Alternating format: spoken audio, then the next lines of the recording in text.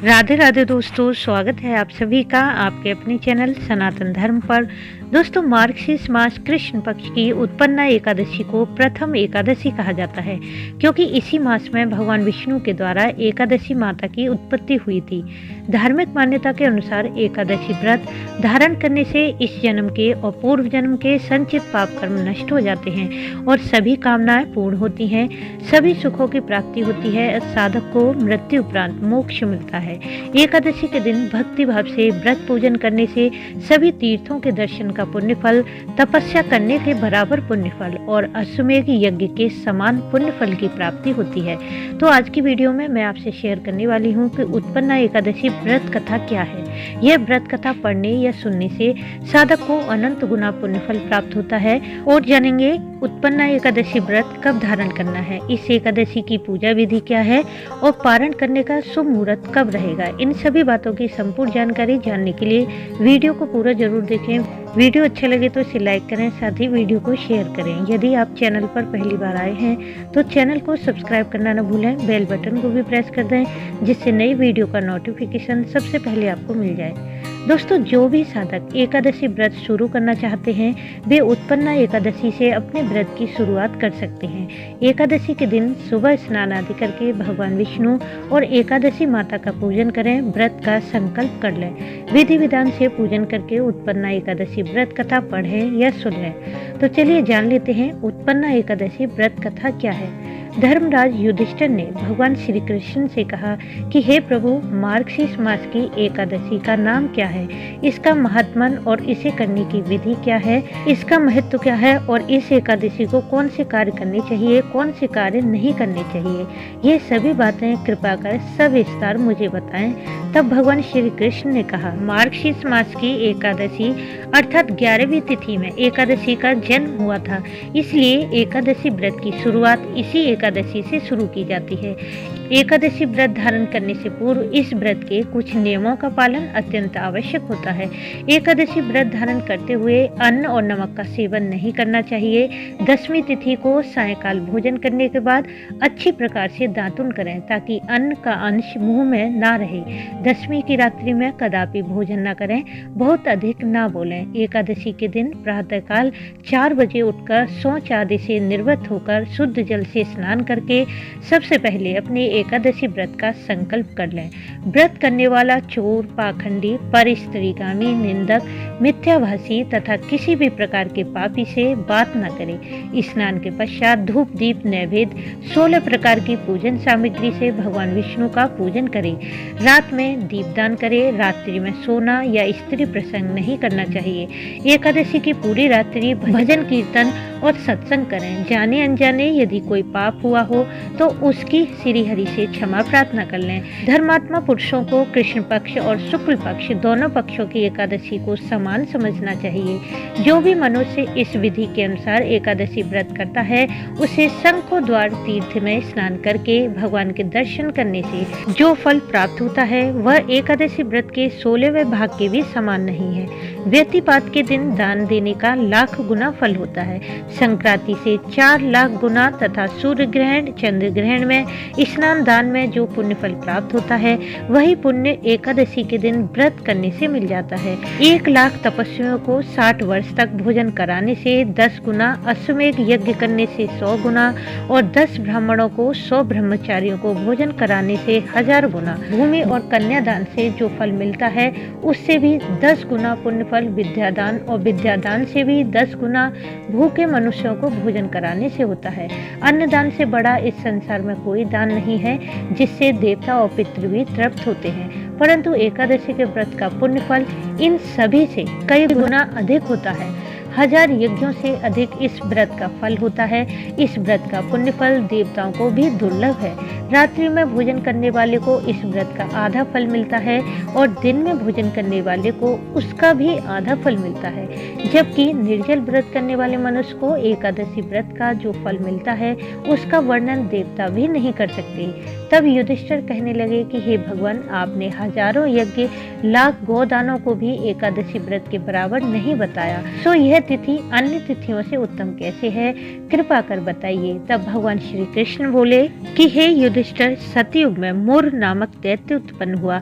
वह बड़ा बलवान और भयानक था। उस प्रचंड दैत्य ने इंद्र, आदित्य, वसु, वायु, अग्नि सभी देवताओं को पराजित करके भगा दिया था। तब इंद्र सहित सभी देवताओं ने भयभीत होकर भगवान शिव से सारा वृत्तांत कहा और बोले कि हे कैलाशपति, मूढ़ दैत्य से भयभीत होकर सब देवता मृत्यु लोक में फिर रहे हैं। तब भगवान शिव ने कहा, हे देवताओं, तीनों लोकों के स्वामी, भक्तों के दुखों का नाश करने वाले भगवान विष्णु की शरण में जाओ, वे ही तुम्हारे दुखों को दूर कर सकते हैं। शिव जी के ऐसे वचन सुनकर सभी देवता क्षीर सागर में पहुंचे। वहां भगवान को शयन करते देख हाथ जोड़कर उनकी स्तुति करने लगे। देवताओं ने कहा कि देवताओं की रक्षा करने वाले मधुसूदन, आपको नमस्कार है, आप हमारी रक्षा करें। दैत्यों से भयभीत होकर हम सब आपकी शरण में आए हैं। आप इस संसार के कर्ता, माता पिता, उत्पत्ति और पालन करता और संहार करने वाले हैं। सबको शांति प्रदान करने वाले हैं।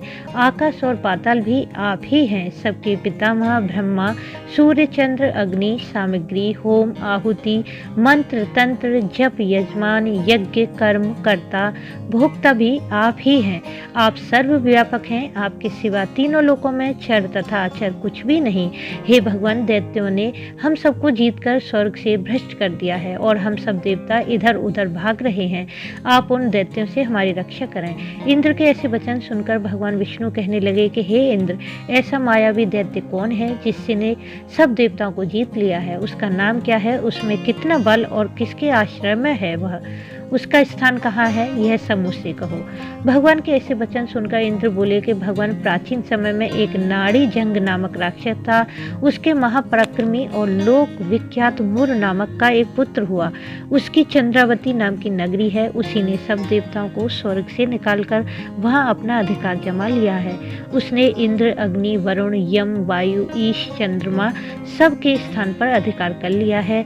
सूर्य बनकर स्वयं ही प्रकाश करता है और स्वयं ही मेघ बन बैठा है और सबसे अजेय है। हे असुर निकंदन, उस दुष्ट को मारकर देवताओं की रक्षा कीजिए।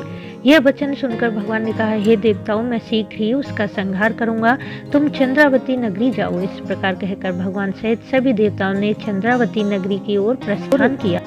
उस समय जब दैत्य मूढ़ सेना सहित युद्ध भूमि में गरज रहा था, उसकी भयानक गर्जना सुनकर सभी देवता भय के मारे चारों दिशाओं में भागने लगे। जब स्वयं भगवान रणभूमि में आए तो दैत्य उन पर भी अस्त्र और शस्त्र चलाने लगा। भगवान ने उन्हें सर्प के समान अपने बाणों से बींध डाला। बहुत से दैत्य आए, केवल मोर बचा रहा। वह अविचल भाव से भगवान के साथ युद्ध करता रहा। भगवान जो भी तीक्ष्ण बाण चलाते, उसके लिए वह पुष्प सिद्ध होते। उसका शरीर छिन्न भिन्न हो गया, किंतु वह लगातार युद्ध करता रहा। दोनों के बीच मल्ल युद्ध भी हुआ। 10,000 वर्ष तक उनका युद्ध चलता रहा, किंतु मोर नहीं हारा। थक कर भगवान बद्र का आश्रम चले गए। वहां हेमवती नामक सुंदर गुफा थी। उसमें विश्राम करने के लिए भगवान उसके अंदर प्रवेश कर गए। यह गुफा 12 योजन लंबी थी और उसका एक ही द्वार था। विष्णु भगवान वहां योग निद्रा की गोद में सो गए। मुर भी पीछे पीछे आया। भगवान को सोया देखकर मारने को उद्धत हुआ। तभी भगवान के शरीर से उज्ज्वल कांति में रूप वाली देवी प्रकट हुई। देवी ने राक्षस मुर को ललकारा, युद्ध किया और उसे तत्काल मौत के घाट उतार दिया। जब श्री हरि योग निद्रा से उठे तो सब बातों को जानकर उन देवी से कहा कि आपका जन्म एकादशी के दिन हुआ है, अतः आप उत्पन्ना एकादशी के नाम से पूजित होंगी। आपके भक्त वही होंगे जो मेरे भक्त हैं। साथ ही एकादशी व्रत मुझे सभी व्रतों में श्रेष्ठ होगा।